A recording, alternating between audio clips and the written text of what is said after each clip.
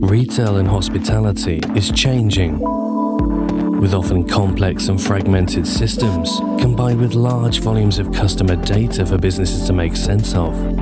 It's critical to work with the right partners in order to guarantee success. At Tratec Consulting, we help retail and hospitality businesses transform their technology, removing overly bloated processes and creating unified and efficient systems of working throughout. So don't just take our word for it. See for yourself. Tratec Consulting, the leaders in technology transformation across retail and hospitality.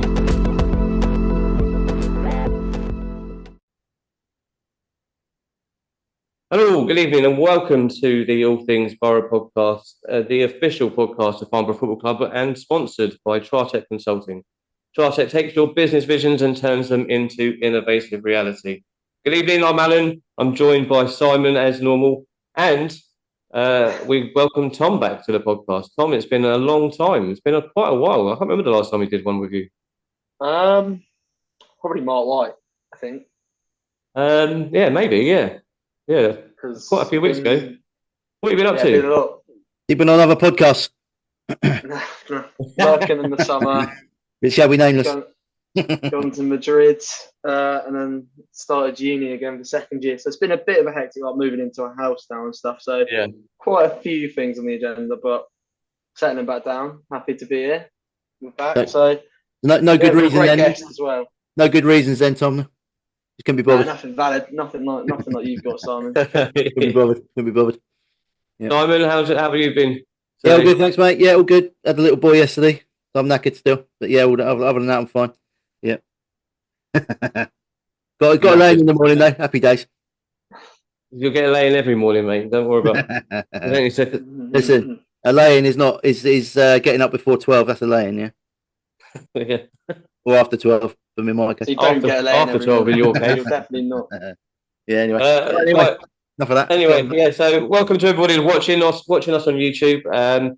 As you can all see, we've got a fan favourite. I nearly said it, Simon. I nearly said it. You did. I've warned him many times about his introductions. They go on and on. Everyone's a very, very, very, very, very special guest. And I think when we actually have one on, like you tonight, but this is a very special guest. We have an actual fan, a real fan favourite, not an actual, but a real fan favourite of the club. You've been with the club for, on and off for a few years. It's Reggie Young. Good evening, Reggie. Hello. Thanks for having me. How are you doing? I'm very well, thank you. Yeah, I'm a little bit tired after Saturday. Yeah, I bet. I'm all good. And what have you been up to today? I'm assuming you haven't had training tonight. No, we haven't had training tonight. To be fair, we've actually had a home workout to complete. But I'm going to do mine tomorrow because obviously I had this booked in. So we do have the option to do it tonight or tomorrow. So I'll do mine tomorrow. I see. Okay. We're getting you in trouble then. But don't admit anything. Don't worry. I think you done me a favour. And what does who sets the home workout then? Is it something that Ricky does or? Yeah, no, Ricky sets out the home program. Yeah, it's tough. It's like, to be fair, it's probably harder actually going to training because it's a proper treadmill workout. Right, lasts up to an hour sometimes. It is tough. So it's just about keeping fit. Hang on a minute. You have to do it on the treadmill. Can you not just run up and down the stairs a few times and do a few push-ups? No, you can't. Really? You have to stay on the treadmill because we have to send it into the group chat. Oh right. Yeah, not because we don't have to send it into the group chat because we can't be trusted. It's just, I don't know. It's just keeping good habit saying it. You can't be trusted, can you? That's what it is. But I guess this is all sort of it all helps to keep you guys as probably. I think you probably are at the minute maybe one of the fittest clubs in the league so far. No, we are fit, yeah. Especially when you see it because we wear them vests, and you can see how much we're running. I mean, some of the boys are doing like 12Ks a game, 11K, so we are definitely fit, 100%. That showed on Saturday as well because you just didn't stop going until throughout the game. No, it's true. Yeah, they're good those vests. You've got the little data things in the back, don't you? And you get all the data off, and you can get fed into the PC. Yeah, don't you? It's really good. crazy what you can actually see on them things. I mean, you can see everything. Mm. It's even got things like Mike sends it into the group chat, and it's got all the stats on it. It's like you can see impacts, like how much, how far you've ran, your distance, your top speed. Oh well. So And who monitors all of this? Who collects all of this information? Well, I think it's Mike, to be fair. Yeah, I think the pods are the clubs, but I think you just plug something into a computer and then all the data comes up. So I think it is quite straightforward. But a lot of clubs do have it. I think it's good as well. This is one of Mike's many jobs at the club, then. Yeah, he is, isn't he? He's like the handyman who does everything. Yeah, he is. Yeah, hats off to Mike, definitely. He'll be on the pitch soon. Yeah, he helps us get these interviews as well, so we've got to say that. Otherwise, we'll be very upset with us. We have had him on the podcast as well last season. Which was a really fun one as well. So we'll try and get him back on again. But for now, we're going to talk about you, Reggie. Let's start. You're obviously still quite young, obviously. So let's start. Where did football all start for you? But that's actually quite funny, actually. Yeah, because I did listen to his interview after the game against Enfield, and Spencer did say something about me. He was like, "I'm 27, 28." I was like, "I'm 25, mate." I don't know where he got that from. I think it's probably because there has been such a consistent sort of stream of service from you to the club, and I don't think, barring obviously like CJ's had a ridiculously long spell, I don't think a lot of our squad can boast that, especially like the current squad. Yeah. Nice job. I mean, I've been that. I think this is my fourth. I think he's probably sick of seeing me, so he probably thinks I'm more than I actually am because I've been with him so long. But this is my fourth season consecutively. But I was here. Another before. I was here the 1920 season on loan. Yeah. On loan from Woking. 2021 season, I think it was. It was the COVID season, the first COVID season that got when the season got cancelled. I think it was halfway or. So yeah. Where did it all start for you then, football wise? Just Sunday League. Yeah, Sunday League. Yeah. And it was Sunday League. Sorry. Did you say Sunday League?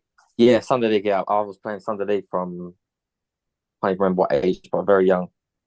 Yeah. And where did pick you up then? Sorry. Because you signed for Woking. Yeah. Which is where you came to when you came originally. First time you came to us, you came from Woking. Yeah. So how old were you when you first signed for Woking? I think I was 18. Yeah, I was 18 because I've done a college program, which is obviously 16 to 18, and then it was that sort of season, that year that I went to Woking. So yeah, I was 18. So it's Woking, and then was it? There's obviously been, I remember there's been spells at Hemel Hempstead and amongst Farnborough. There was a loan at Farnborough as well, and then I believe was there a move from the loan to Farnborough to Hemel sort of permanently. Yeah, and there's a lot of different sort of trips in amongst near the COVID part. Yeah, so it was Woking first. That was the first senior team I was at. That was when I was 18. Can't remember the years now, but it was definitely Woking first. And then the second year, so my second senior career, that was Woking again, and that was the year that I came on loan to Farnborough. Right. Yeah. And I remember my first game was it was against what's that team called in Wales? Merthyr. Merthyr, yeah. Yes, and it's actually funny because the guy who scored that, I don't know if you're going to remember him, but the guy who scored that game, do you remember Brendan? Brendan. He was the tall centre mid. I can't remember his second name now. I was with him on. It rings a bell. It does ring a bell. I can't think of the last name. Second. Anyway, I was actually with him on the weekend because we went to Ollie Robinson's birthday, so he was there and we were just speaking about it. But yeah, no, it was that season I came on loan to Farnborough from Woking, and then the following season was when I joined Farnborough permanently. Yeah, and that was the COVID season. So it got cancelled. I think in February it got cancelled. Yeah, something like I think I remember that. Yeah, because the last home game had before it got cancelled. It was at home to Taunton. Right. Yeah. I think it was Taunton anyway.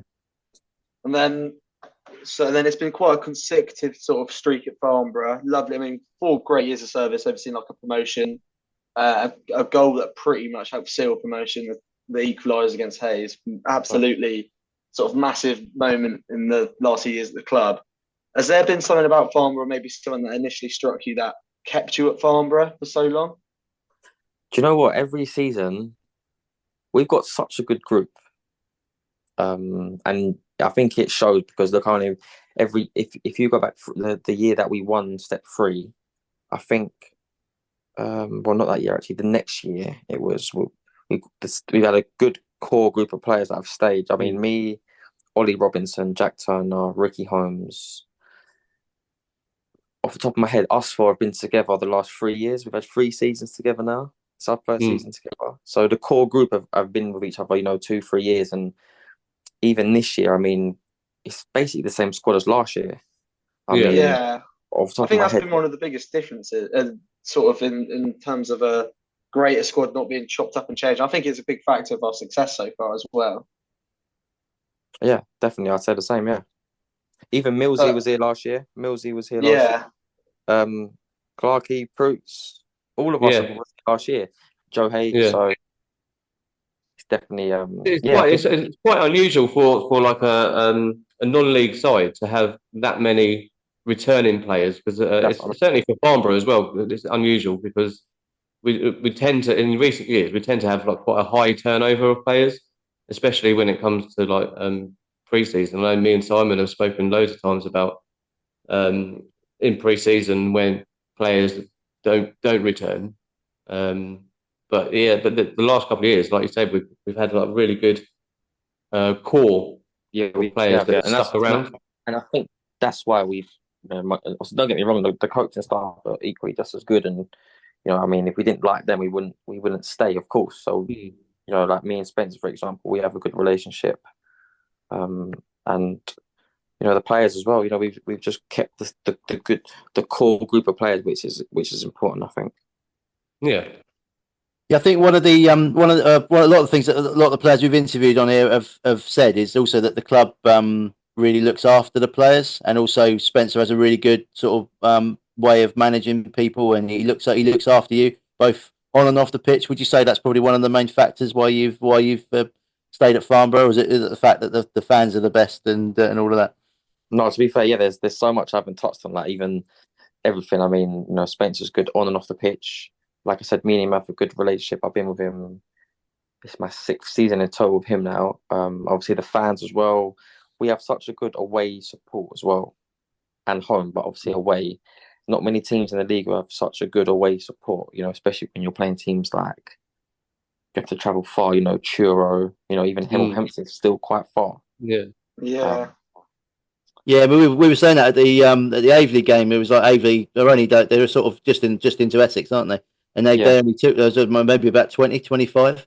I mean, it was pretty poor, wasn't it? But at this level, it's quite unusual, isn't it, to get a decent away following? It's quite quite good. The fans are unreal. Even like I said, that playoff game against Hayes, we had more than in there. Yeah, it was a home game. We were there. There's a whole sort of sea of yellow and blue. And that's why, that's definitely up there that day in the top 5, top 3 even highlights of my career, because that was just, the whole day was just so good. It was really good, wasn't it? It was a really good day. Do you ever when Jordan signed for us? Did you ever give him a bit of ribbon for falling over? Yeah, no. To be fair, I do remember that. But when he come to Farnborough, we didn't even really speak about it. To be fair, it was just one of the things. Well enough, when he did that, when he actually played that game, I thought he was one of the weaker players on the day, and I said to Alan, I hope we don't sign that left back. And then no, we did sign him, and he was fantastic. So it shows you this is why I'm not a football scout, Reggie. Yeah, I know. Yeah, because honestly, I hate playing against Jordan because he's quick, he's strong. So when he came to us, I was actually happy because I didn't have to play against him again. Did want to ask you about that goal specifically. I mean, first, did it also feel like for you that it took like a million years to cross the line, or? Do you know what's funny? Someone actually said to me, I think it might have been Sam Deering actually, because he's funny. He actually said I think he said he was waiting for a worm to pop up and stop the ball. It was going that slow. But no, I do remember. I remember going around the keeper, and yeah, it did go in. So I feel like it did feel like it was taking forever, but I'm just happy it went in because that was right. That was right in half time, wasn't it, as well? So yeah, the momentum swung back in our way, and then I think the red card that they got was a big help as well. Yeah, absolutely. That was right in front of me and Simon. That was Franny as well, wasn't it? He got sent off, didn't he? Was it? Oh, Jack Ball went down like a sack of spuds, didn't he? Even that group we had there, that was such a good group.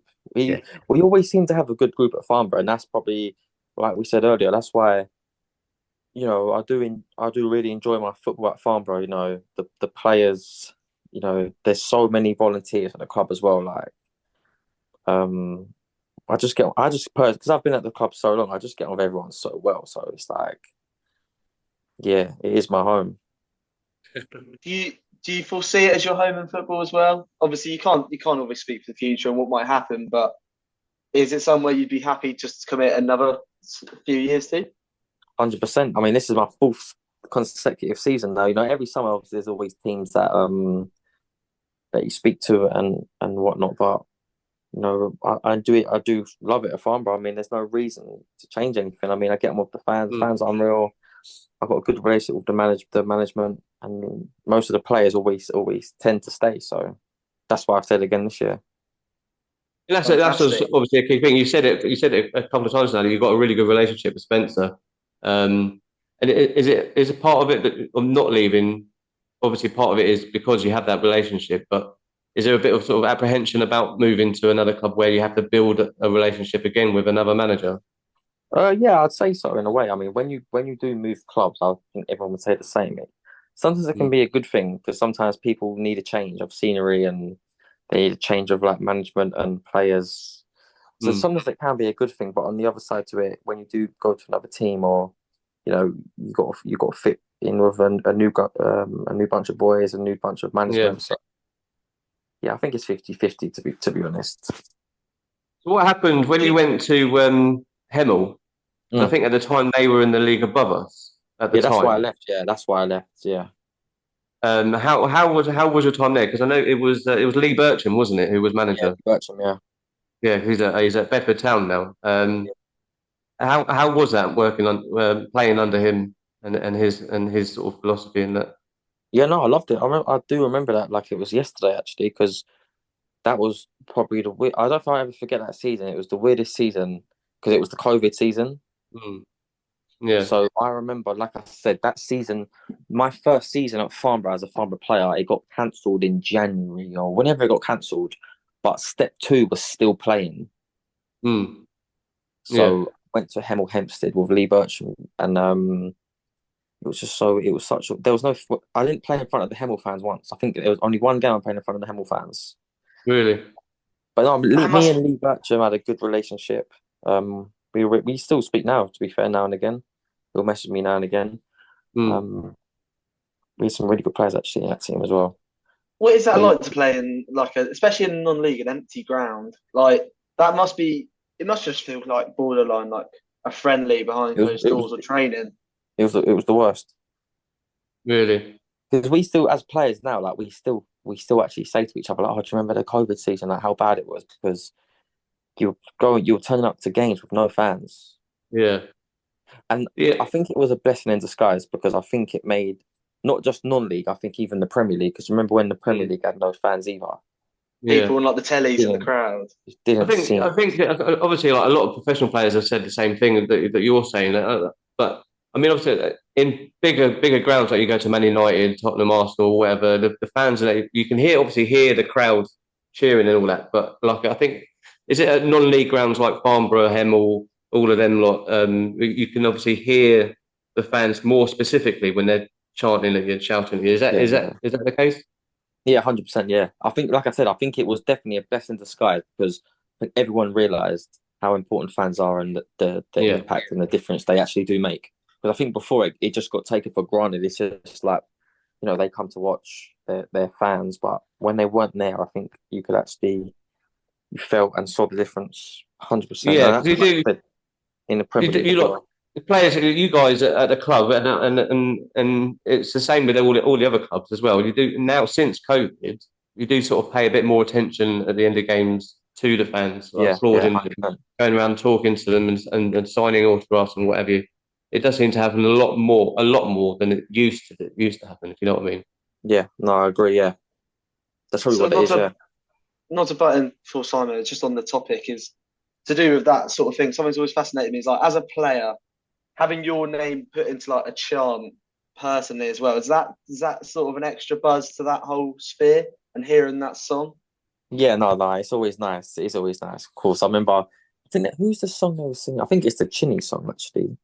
It's just nice to hear. I think it definitely does. It definitely does something to a player. It's just nice to hear when you got fans singing your name. I think. Yeah, I bet. Have you had many chances in your time as well? I mean, I did. I remember the Starman one. There's a Starman playing on the right, but beyond that, have you had anything else quite creative or anything? No, I've had a few. I think I've actually heard the Farnborough fans sing. He's one of our own. Yeah. I think I've definitely heard it a few times, but I don't mind that though because I was young when I first came to Farnborough. So, and I actually had my first. I actually ended up with my first senior career. You know, that first season that I was at Farnborough. So, yeah, like you, Reggie. I've had plenty of things sort of shouted at me from the terraces before, but never anything good.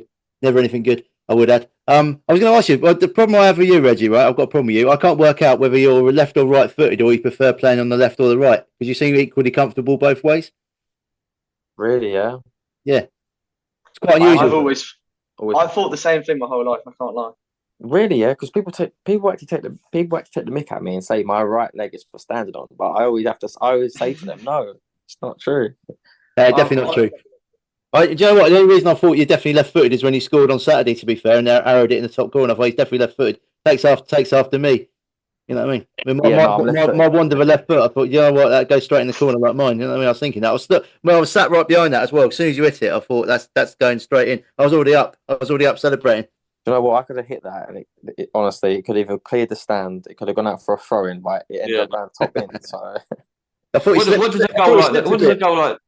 What does a goal like that do for you, Reggie? I mean, how did it? What's going through your head when that happens? Is it just sheer excitement, or is it like, oh my fucking Christ, what just happened? No, do you know what? Are you allowed to swear on this? Yeah, you can swear. You can say what you want. You like? No, honestly, I needed that goal. I needed that goal. Even a tap-in would have done me. But scoring that goal. Oh, it goes far. I think the thing is with me is I just not, and I think the reason why I probably I don't know actually. I'm just not ruthless enough. That's probably been my thing. Whereas I don't shoot enough. I mean, there's been times this season. I remember, the Chippenham one start of the season. I should have goal there. There was a time at Hemel. At least once there was a Hemel. We were talking to Dave, the goalkeeper coach, after the game, and he was like, he should have shot. I don't know why he didn't shoot. He squared it across, and we missed it. I think we was in the stands, and we were going, why didn't he shoot? Why didn't he just shoot? I should have shot on that one, and I don't even think it was a confidence thing. I just think it's something in my head where it was like, I'm not really selfish, so it's like if I think someone's in a better position to score, I'll pass them. But... Yeah, do you know what though? To be fair, Reggie, on you there, because when he ran through, and of course Millsy was coming in, wasn't he? And he was literally free. Yeah. And if you got the cross right or just under hit it slightly, he'd have had a tap in. So you know what, that's the thing. Because I was actually so disappointed because I came off half time because I think I ended up getting studded down my knee. I think just after that, I think it was I got studded down my knee. So I came off half time and I was so gutted with myself for not shooting. And some of the boys on the bench were actually saying like, it actually wasn't the wrong decision. It was just the pass was too heavy. Because I was thinking, I should have shot, but I think the pass was on, but but I overhit it. That was the problem. Yeah.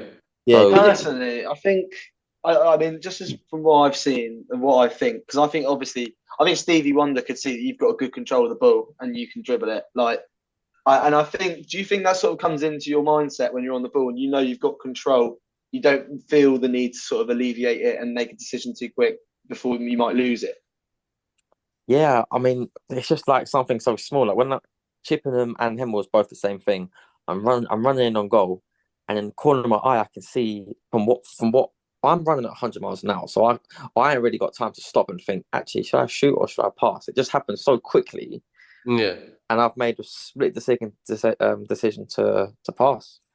But anyway, I'm so happy that I scored on the weekend. I needed it. And honestly, I feel like, and I do hope that I'm going to kick on from here and just, hopefully they all just fly in. They do say, once you get that first one, they fly in. So yeah. What's happened to Miller, isn't it? Because he got one. Now he can't stop scoring now, and he must be full of confidence and everything in front of goal now as well. Every time he goes near the goal, he probably thinks he's going to score, doesn't he? So, yeah, I think all the goals on the week. I think all the goals we scored on the weekend, but all good. Yeah, everything, especially the first one we scored. Yeah, I think the only person who come off disappointed, I think, was probably Joe Haig, wasn't he? He had a couple of proper good chances. Then the goalkeeper saved him. So I could see when because I think Miller followed up his shot and it went in, didn't he? And he's the only one who didn't go over and celebrate. He looked gutted. I could have had two on Saturday. I think there was one where I ran through, and I think Millsy ended up scoring it. But if I scored that, I just want to get my name on the score sheet this season. Yeah. I think Reggie, that's the one that Simon was talking about. Because Hagee was running in through the middle, and I think I'll see it on the replay. You took the shot. I think it was blocked, and Hagee slipped and sort of slid into the goal, and then it fell to Miller, and Miller just that's the one. Then it must have been that one. Yeah, that was it. There was some Hagee was just left in a heap on the floor. I think there was. I mean, there was some absolutely beautiful football played on Saturday. It was, I think, like you said, every goal. I think from a team perspective, fantastic. One touch straight from the throw in and stuff. Do you think that is? I mean, obviously, it's a great time at the club. We're in great form, top of the table. I don't think anybody here is frowning about that. Do you think that's felt within the team, and then that sort of pushes that sort of football where you feel connected and you're flowing?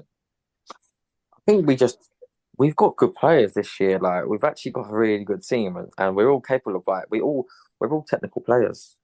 We all want to play on the floor. We don't want to play like with the ball in the air. It doesn't suit us. So when we do play on the floor, that's what will happen.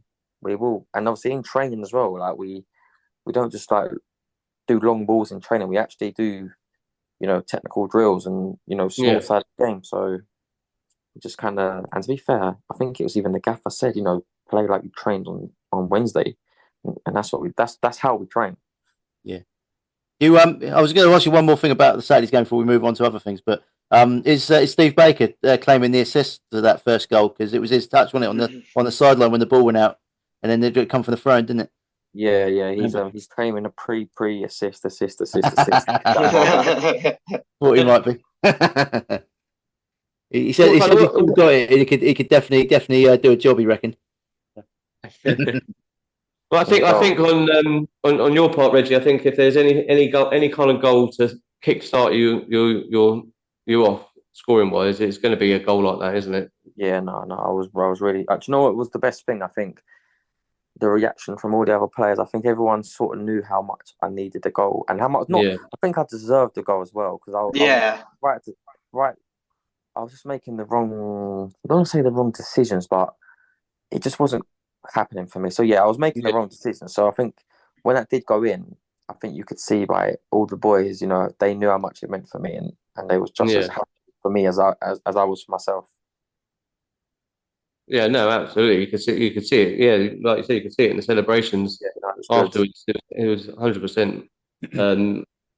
Everybody was behind you for that.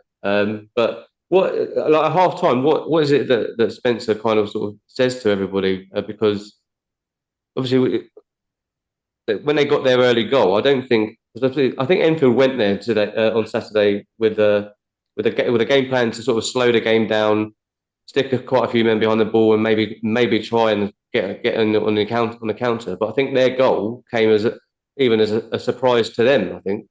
Yeah, I don't even remember. Do you know what? I don't even remember their goal. I remember I was facing because it went out for a throw-in, didn't it? And I was I don't think Jack was expecting the throw.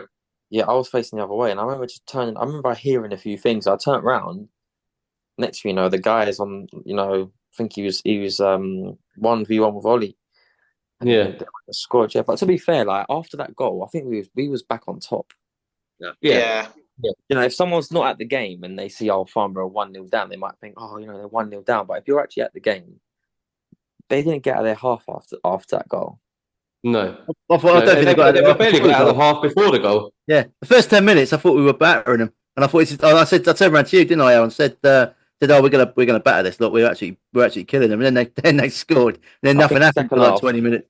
he didn't even really go mad like at half time. To be fair, normally he does. I mean, he's got it in him to go crazy at us when we're not performing up to like our standards. But I think we all knew we had, because like we said, we scored just before half time, didn't we? Yeah, Miller 42nd minute. That was going to come out firing. He just, didn't really need to say much.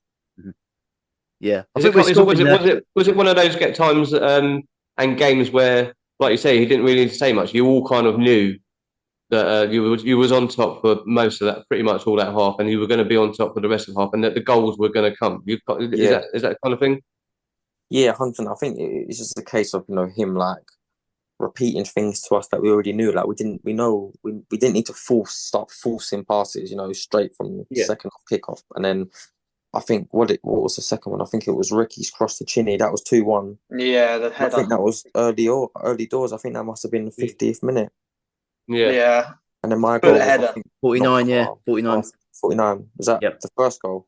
But yeah, first goal, second half. Yeah, and then your one like almost like 2 minutes later, wasn't it? I mean, yeah. So the next 10 minutes after half time, when it's 3-1, the game's kind of gone. Yeah. And we came out firing as well. I mean, I don't even know where it come from. We just, like I said, we're all technical players. So when we do start playing, team.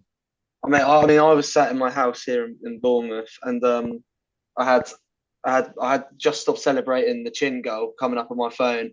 Not even sat down for a second. I see your face pop up on the notification and straight back up again. So I think that sort of sums up sort of how, especially throughout the second half, how sort of determined the team was. And you can see that through Twitter. Like, it's just, I think makes quite a point for the performance as a whole. Yeah, no, it's true. I mean, we've got another. The thing is, it's a long season. I know we're top at the minute, and because if you remember last year, I think we was mid-table around this time, and then we ended up finishing just outside the playoffs by 1 point. So it's just a long season. Yeah, I think that was. Yeah, it's not even a quarter of the season gone yet, is it? You've got 11 games in. You've got another 30. I'll do my math. 15 games still to go. So there's long 35 games on to go. So it's a long old season.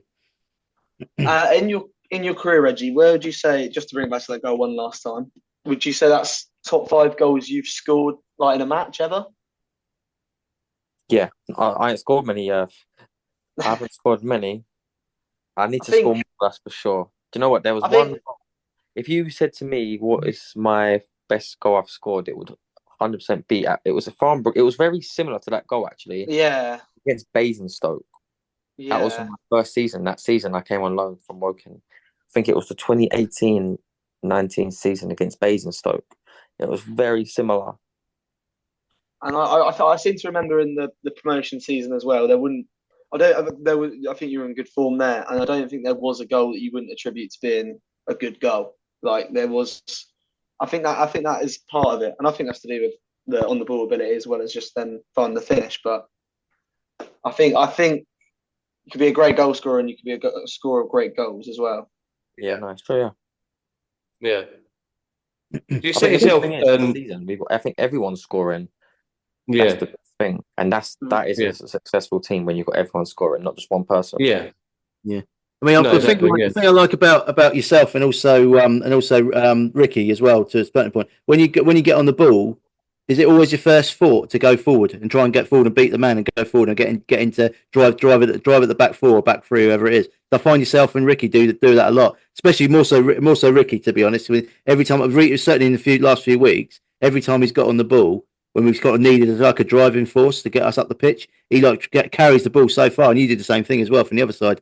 I think it's a really true. Yeah, I mean the gaffer's right in what he says sometimes. Don't go back. There's no point going back. So yeah, that's our job, to get on the ball, and I think I know they always say to us as wingers, as attackers in the final third, our job is to assist, create goals. So if we are running at people and we lose it, they're paid to defend at the same time. We're not going to win. Yeah. We're not just going to, walk past people at this level. There are good defenders out there. It's a good league. So get on the ball. We are told to get on the ball and get us up the pitch, and try and make things happen. So that's what we try and do.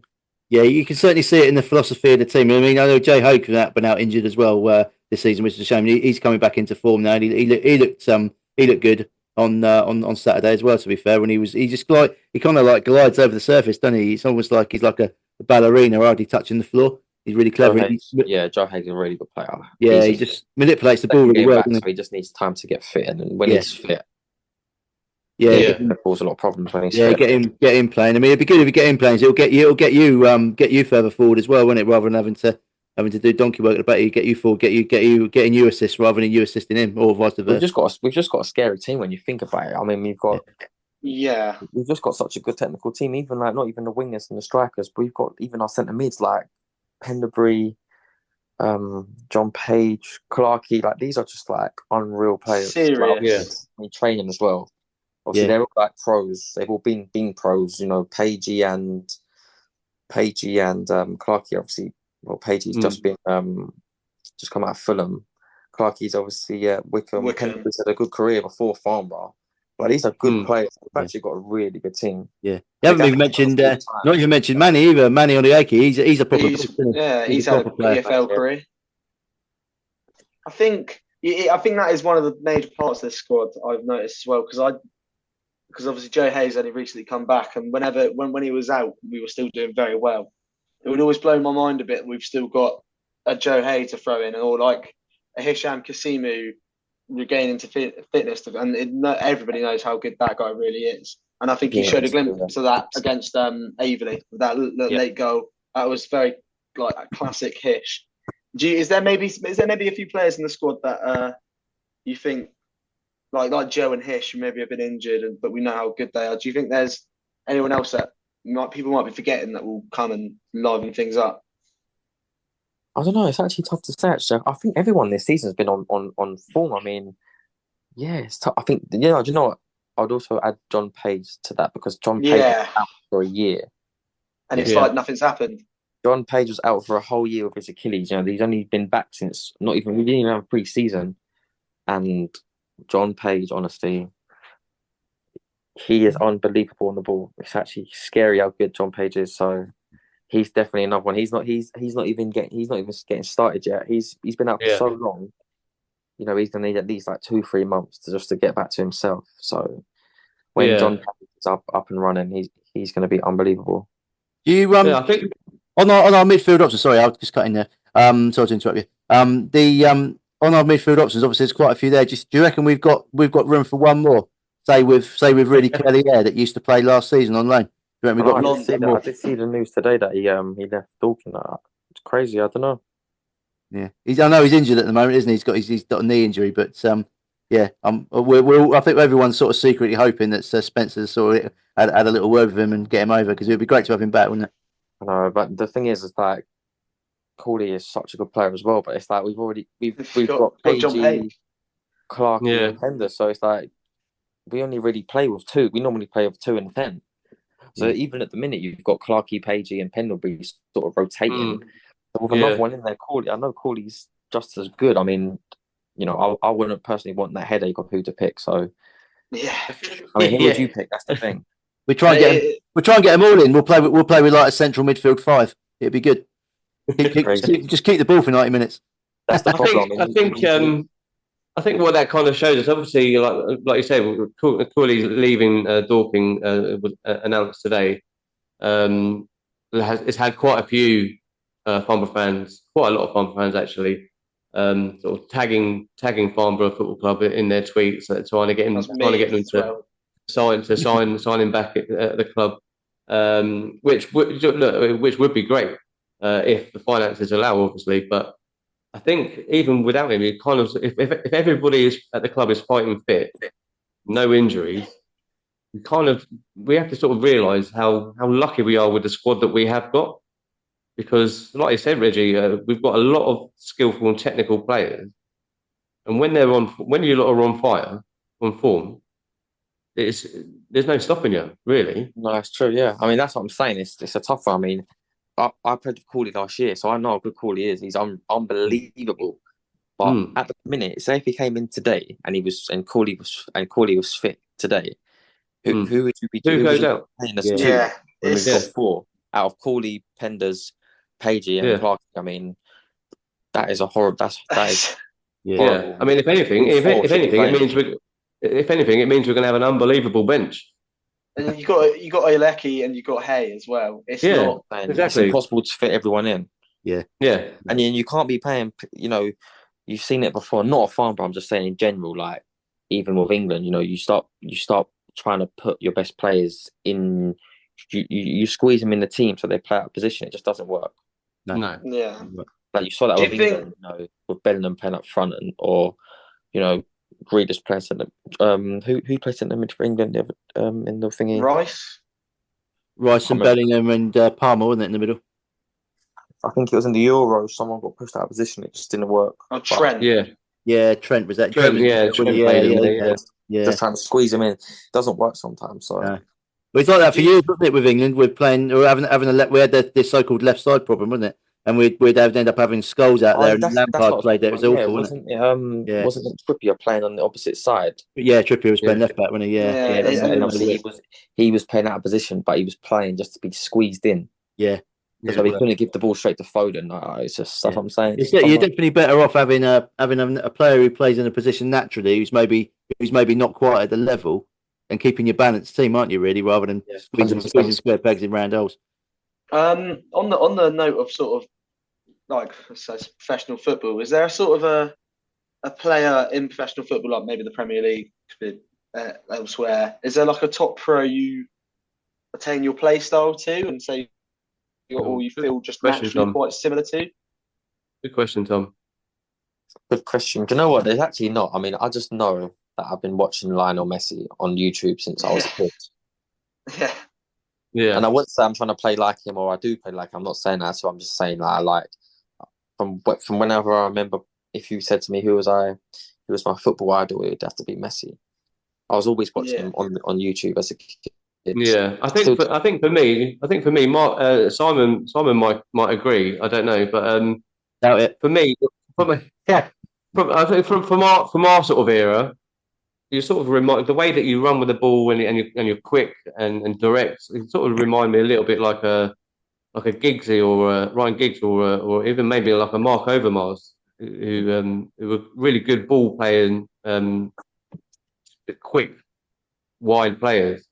That's kind of sort of where I sort of. I don't know if you agree, Simon, or if you can think of anyone else that used to play. I would say Darren Anderson, but he wasn't quick. I would say Paul Gascoigne of that era. Yeah, I was going to say Paul Gascoigne. Left-footed Gaza, yeah. Obviously, less around the waist than Gaza, obviously. Not that Tom's trying to dish you off. I'd say maybe if I'm sticking with left-sided players, maybe like Damien Duff or Aaron Robben, that sort of people. Yeah, from the wide. I'm comfortable with Aaron Robben left side. Yeah, can't see it, but no, he's got more hair. Reggie's got more hair. No, I'm enjoying my football at the minute. That's the main thing. Actually, that's the main thing. Yeah. This season, I'm really enjoying it. I mean, as a team, we've been good. I mean, I know we've had some not so good results, but football's a funny game. Thing is, don't you find though, Reggie, the league is so. I think the National South is probably. Well, I'll probably say I think everyone probably says every single year, but the National South is so strong this year, isn't it? When there's no, but with it being really, really strong, there's no actual real standout either. Because last year you had obviously Yeovil, who everyone was thinking, they're after about 5-6 games, everyone said, Yeovil are going to win the league easily, and that's what happened. And then everyone else was fighting it out for second and third behind them. But this year it's kind of like. The standard's definitely gone up, but with that, there's no real sort of standout team. So you're looking like Dorking and Boreham Wood, the teams that came down, and then you've got the teams like Hornchurch, I think I agree, because even the teams up there now, the teams up there now in the top, well, like us, Hemel Hempstead, I know they're up there. I don't really know the detail off the top of my head, but. I think this year's definitely stronger. Last year. Torquay there. You got Torquay. Western are doing well as well. Yeah, looking at the minute as it stands. Obviously, Farnborough at the top, and then below us we've got Hemel, Eastbourne, Weston. This is all in order. Torquay, Slough, Truro. That's the top 7. All good sides. And then we've got Boreham Wood. All them teams won 6 last year. Yeah, exactly. Yeah. And you got Boreham Wood are coming into form now as well. So I've changed the manager. And they've got Luke Bear back. So we've got them in a few weeks, haven't we? Away, so that's gonna be a tough game. That could be the promotion game. That one. And Dorking are starting to sort of pull out a few results after a bit of a tricky time in the last few weeks as well. So all these bigger teams are going to be there or thereabouts, really, aren't they? Yeah, no, they were Dorking got a really good team. Got some great players, so I've got no doubt they'll be climbing back up the table, 100%. Speaking of Dorking, how gutted were you when Jordan left at the end of the season? Yeah, no, I was gutted because me and Jordan actually really get on. Like, we're actually good friends. And that's what I'm saying. He was another one. We spent 2 years together. Yeah. So when you spend 2 years with someone, even a year, you know, it's funny because you're with someone 3 times a week for 10 months. So you do build strong connections, like good relationships. So, but no, Jordan has to do what he had to do. I think Dorking was full-time or hybrid or something. So it's sort of a hybrid, yeah, that's what he wanted. So Jordan had to go do what he had to do. But I'm sure I'll be playing on his side probably when we play him. So yeah, you probably will be. Yeah, if he's it'll be an interesting battle. I got a feeling we're both just going to end up cancelling each other out. Yeah. Do you think in games like when you're playing someone you have very good knowledge of playing with, and you're coming up directly against them in like 1v1 scenarios like that, do you sort of refer to your knowledge of the player you already have from the time at the club they spent with you, or do you think you sort of try and be quite natural about it? No, do you know what? I think it ruins it in a way because like I know what Jordan wants to do, and Jordan knows what I want to do. So if I am on Jordan's side when we play Dorking, I think we're just going to cancel each other out because I know what Jordan wants to do and he knows what I want to do. Yeah. And so, you never know, Jordan might be listening, so I wouldn't vocalise those. Well, he's just come back from injury, so if anything, I want to play him now so I can get it out of the way. Jordan won't be up to scratch either. Yeah. No, yeah. I think at the minute, obviously with all their injuries, I think now is probably a good time to be playing them, but we haven't got them for a few weeks yet, have we? In November, early November. November, I think it is. 2nd of November. I think it's the next game I can actually go to. Oh, is it? So I'm pretty sure. So you best show up, Reg. Make a good day. No pressure. Not on their pitch though. Their pitch is always a tough one to them 3Gs. They're tough to play on. They change the game, but I'll do my best. How would you feel if Farnborough went that way? Because I think it's quite. I think there's a few people that think of us as like notoriously quite not poor but worse on the sort of 3Gs and like alternate pitch than grass. Have you always preferred grass personally? 100%. I would pick grass over 3G every day of the week. I think most football. I think every footballer will say that grass over 3G. Yeah. And 3G pitches essentially are what clubs want as a money generator. It's not. It's not something that, like you said, players don't like it. We train at Cobham, and it's actually a brand new 3G, and it's good. It is good, but I think when you play on, Slough's one is really bad. Dorking's one's bad, and who's the other one? Maidstone's is quite not. When I say bad, I mean they're old and they're a little bit run down. Yeah. So. I think it's just the injury side. What about Hemel's one? Because you played there before yourself as well, and obviously we played there recently with a few weeks ago with the club. Spencer sort of said that their 3G pitch was hard. Yeah, it was hard. It was hard. Yeah, it was. And is that a separate issue to what it's like for 3G pitches? I don't know how they do it. I was at Hemel when they got. The year that I went to Hemel, they just installed that pitch, that 3G pitch. When I played there that first season, it seemed when we played there like last year as well, it just seemed a little bit harder. Seems to be getting harder every time I play there. So, not sure why. On the topic of like grounds, Reggie, is there a sort of is there a few in your mind that stick out of places you've played, like away? Obviously, I think maybe Sherwood Road is quite a large ground in comparison to the level. But like, I mean, obviously you think the Wrexhams and stuff, but there are maybe a few also of personal ones that stuck out to you. Yeah, Wrexham's obviously up there. There's quite a few actually. I'm trying to think off the top of my head, just the ones that I've played at recently. I'd say obviously Yeovil was a nice one to play as well. Yeah. Farnborough last year. I haven't really played at many big stadiums actually. Torquay, Playmore. Oh yeah, sorry, yeah, Torquay is a nice one, yeah. Yeah. And also on the I was gonna say stadiums like Wrexham and Yeovil because they got the seats all around it. Just not sure what it does. Yes, nice. Well, to be fair, Torquay do have that, don't they? Yeah. On one side. On the topic of Wrexham, how much have you thought about the fact it was a penalty on you since? I know, I can't believe that was never given. I think about that a lot, you know. That was actually a penalty all day. That was a penalty all day long. You've got the crossing, he's left it on you, left the thing on you. And that would have completely changed the narrative of the day. I mean, I think.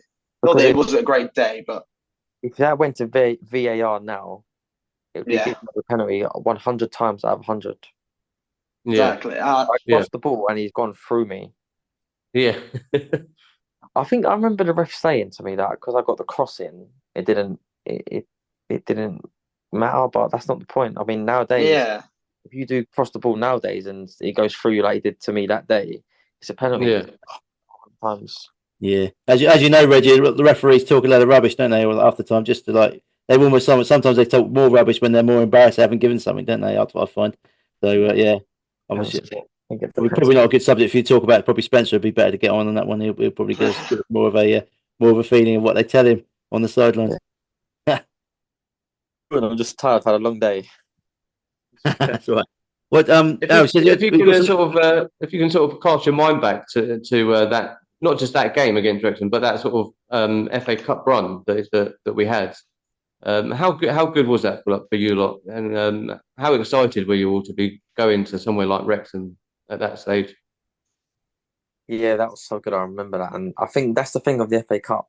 I always say, and I think we even said it this year. You need that luck as well because I remember we played Hayes and Yeading, didn't we?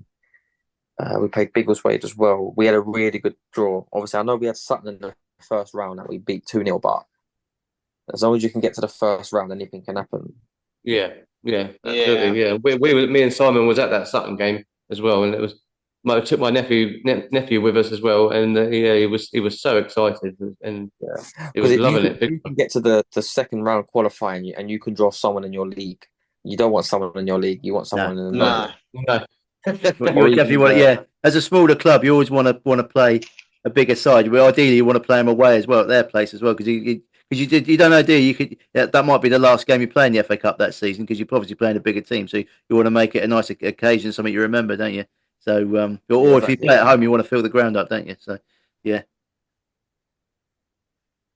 You say you had some questions from fans, Al, yeah? So one question came in from a guy called Luke. He said, I think, because obviously he wanted to know what you did for for work, because obviously like it's part-time footballer. Do you have a job on the side? Say that again, mate. It broke up. I don't know if it's me. Oh, sorry. So obviously, like being a part-time footballer, semi-pro footballer, and that he wanted to know what you did for work. Yeah, no, I work as let me say that again. I work as an electrician. My dad's got his own company. Oh, brilliant! Yeah, so it's only small. It's only my dad, my brother, and myself. So it's family. Oh, brilliant! Yeah. So I do that on the side, and to be fair, I've always done it alongside football because it works with my football. So I don't normally work on a match day, which is the benefit for me working. That's the advantage of having your old man as a boss as well. Then you can sort of give you the time off that you need. He's like proper supportive of my football. Like we speak. He comes to every game. We speak after every game, so he's proper supportive. So if I've got a game on a Tuesday, I won't work on a Tuesday. So it does work well. Does your brother play football? Is he good? We don't want him playing for Farnborough. He's all right. He's all right. He plays at He's actually done a actually for. He's currently playing at Step 4. He's playing for a team called Phoenix. Oh, okay. Phoenix Sports. But last year he was at Chipstead, so yeah, he does play. Yeah. No, decent. Where's he play, your brother? Left back. Is he? Yeah, all the best ones are, mate. All left backs. They're all real good. But the thing is, if he can't, he knows if we played them, he would change sides. I tell him all the time. I've lost you again. Lost you there a bit, Reggie. He's back. He's back. Yeah. So other questions come from Lee Bishop, who is the guy that runs the Farnborough FC futsal team. And he's got a couple of questions for you. He said, "Have you ever heard of futsal? And if so, what do you think of it?" I've heard of it before. So it's futsal. I know what it is. I think it's like 5 or 6-side football, ain't it? And it's like oh, that's what it is, isn't it? 5-a-side, 5-a-side. It's specifically indoor with walls. It's indoors, and they have like a smaller sort of more denser football that they use, and it's I know what it is. Yeah. I've seen it sort of technical and skill based. I've got a couple of people that I know that play for England futsal. Isn't it Omar Rowe? Really? Yeah, Omar plays for them, doesn't he? Yeah, he does. I mean, you can tell why, but yeah, Omar plays. I know a few of the other boys. Well, I know a few of the other boys that play as well. And Lee's other question was: are there any of these players interested in playing for Farnborough? Because they are recruiting at the minute. So the Farnborough team. It's for people actually suited futsal or 11-a-side. For playing for the futsal team, they're trying to sign people up. So if they're interested and they're out of a club, then they come down for the Tuesday night tryout night. Then Reggie will have a match. Is futsal something that would that interests you? I don't know. I've never actually tried it. There you go. Tuesday nights in Gately School, mate. You should head down, try it out. Yeah, no. If they ever come knocking, I might give it a try. Yeah, you should give it. Yeah, I don't know if Spencer would be too happy with me playing though. No, exactly. Yeah. You have to have some. He'll make you wear cricket pads around your legs, not shin pads. Just make sure you don't get injured. He'd make me play. The one of them bubbles. I think we can all imagine what Spencer would say if you did something like that and turned up injured 1 week. He'd be blaming us for putting the ideas in your head. That's mate, what he'd be doing. I think the paint would be coming off the walls if that happened. Yeah. Yeah. He's really good at that. Is he? Yeah, he knows when to rest us. I mean, the friendly against Bracknell that we played, I didn't even. I think me. There's a lot of us that only played 30 minutes. We didn't need to play. Well, you wanted to play, but there's no need to rest. There was no need for us to play a friendly 90 minutes and risk getting injured for a friendly. Yeah. Especially because you could get a trialist who just ends your season. Like anything can happen. Yeah, I think that friendly was really more for Bracknell purpose more than Farnborough. Yeah, and I think there was a few of our boys that needed minutes as well. I think Southside was there at the time. Bradshaw as well there was definitely a few of us that needed minutes. And to be fair, even we done that instead of training, so it was just a training exercise, really. Yeah. Like I said, it was probably more for Bracknell to see, for their new gaffer to see what his lot were like. Lee's second question was, what are your aims for this season and career goals? What are your career goals? Do you know what? Playoffs is the minimum. That's like certain. We will be in the playoffs this year. Have to be, and I want to be in a playoffs. That's one of my personal goals as well, to be in the playoffs.